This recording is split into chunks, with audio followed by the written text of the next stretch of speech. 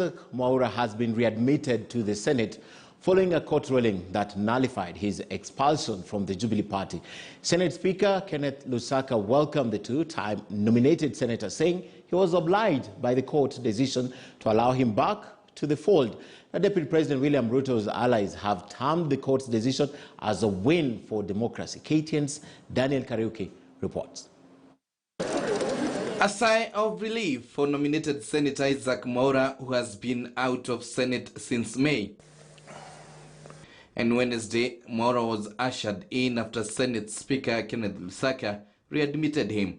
I therefore direct that Senator Dr. Isaac Mwaura Maigwa, CBS MP, remains a senator in accordance with the Constitution of Kenya and the Senate standing orders. Lusaka obligated by the court decision to allow Mwaura back, a move that saw section of senators, especially those allied to Deputy President William Ruto, castigate Jubilee's move to expel Mwaura. It doesn't pay and it doesn't reward to disobey the law, the Constitution and court orders. Welcome, Senator Mwaura. We are very happy for you.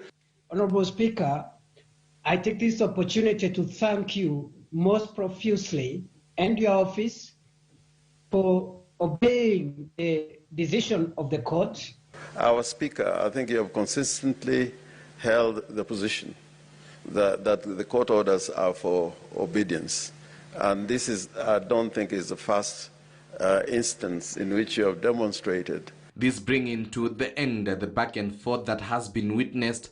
Mwaura had lost his seat after a lengthy battle with the Jubilee Party, which saw him ejected from the party's membership.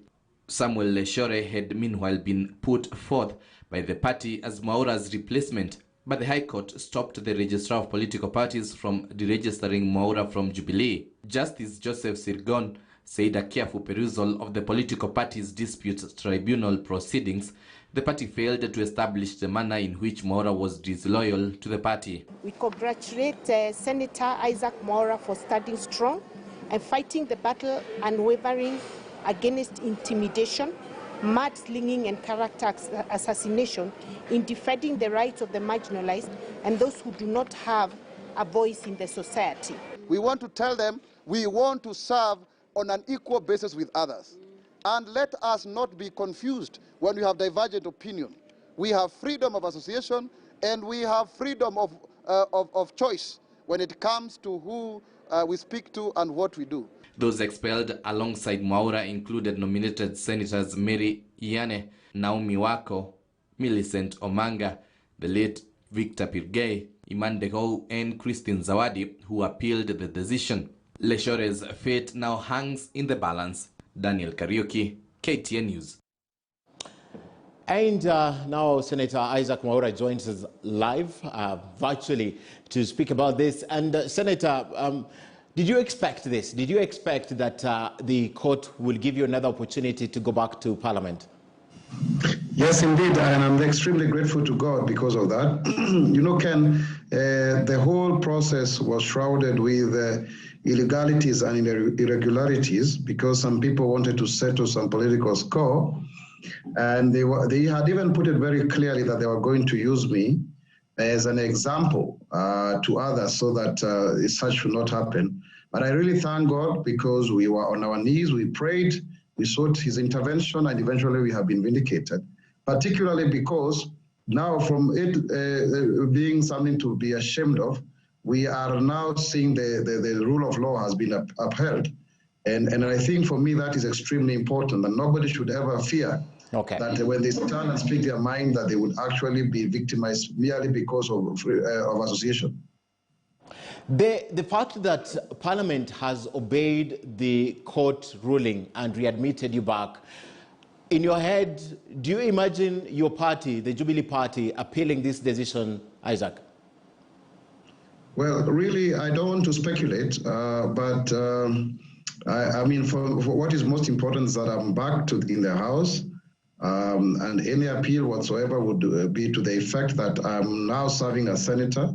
So in that regard, it can only be seen, but that is a long protracted battle that would proceed, and it's unnecessary. I think we are only some few months to general elections. I hold no ill will against them, and I forgive all of those people who stood just in the way of justice to prove to political cause. For me, I think I consider this a win, and I thank God for it. Back to the basics, Isaac. The reason why you were expelled from the party is because you were seen as promoting the agenda of another party and aligning yourself with the UDA party. Now that you have been vindicated by the court, you're back. Are you still going to propagate the activities of the other party, or at least you'll serve to the end of your term before you align yourself to UDA? I think what I did, and by the way, it's good to read the record straight, to set the record straight. By the time I was being taken all these shenanigans from the 2nd of February, UDA had actually not even been properly formed. It was not even a political party. All what I did is I joined the deputy president in Msambweni, and the deputy president is a deputy party leader of Jubilee.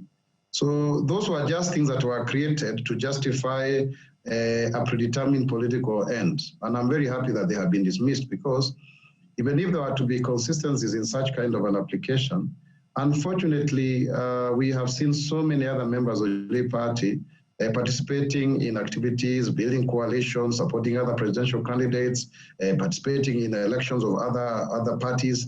So it is inconceivable to imagine that you can look at Isaac Mwaura and single him out, the representative of people with disabilities, and say that he is the only one. That is scapegoating. I have carried the sins of so many other people, but I'm happy that I have been vindicated. It's just that our political hygiene, Ken, does not allow political parties to be strong enough to survive the next general elections. The real reason why, let me tell you today, and for Kenyans to know, the real reason I've gone through this is, number one, I question the manner in which the Jubilee Party was being run since as early as 2018. I don't think some people are intended on.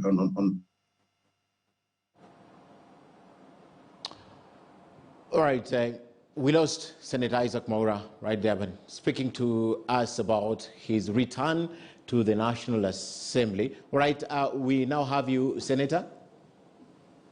Yes, so I was saying that that is also what was actually being questioned about me questioning, the economy and the way to state of the economy and public debt, and it's in the public domain. The other issue is asking for equal opportunity, that anyone can rise to the highest office in this land. And that is something I've learned over time, that even if I fought for the marginalized, as long as I do not fight for equal opportunity for everyone, there will be just some people in a corner whose rights may not be fully realized. So we have a duty to ensure that there is equality and non-discrimination, equal opportunity for all, so that this country can be, led by the best that we have.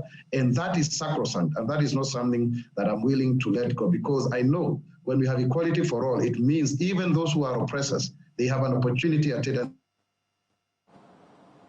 All right, Isaac, we lost you once again, but let me ask perhaps my last question if we get you back. This is a plus for the rule of law, and to those who say that you actually beat the hand that fed you, what do you tell them at this point? No, by the way, nomination slots are not for political patronage. By the way, these political positions, nobody feeds another. Don't be lied to. We are paid by the taxpayer. It's just that they were singling out party nomination slots because they are for special interest groups who are otherwise people who find it difficult to be elected because of their numbers and systemic discrimination that has been going on for thousands of years. So as the first person with albinism, I've been very privileged enough to be nominated by two political parties because they have seen talent in me, because they have value. They get somebody who gives them value. I also get a job. But it's nothing to do with becoming subservient and apologetic and remain eternally grateful that you got an opportunity to serve. Not at all. You have to stand up and speak. People do not seem to understand that when you are from a marginalized group of people, that you have brains, that you can speak your mind. And that for me, I have, because that is what we represent in the very essence of our representation in Parliament. But I want to end. Let me just give you my thoughts about this, if you allow me. Yes. It doesn't matter the fear. It doesn't matter the fear, intimidation, denial of privilege, name calling, and mudslinging. We lost Senator Isaac Mwaura once more, but the point is made, and let's hope the 9 months, the 8 months remaining will count. It's about 25 minutes to the top of the hour.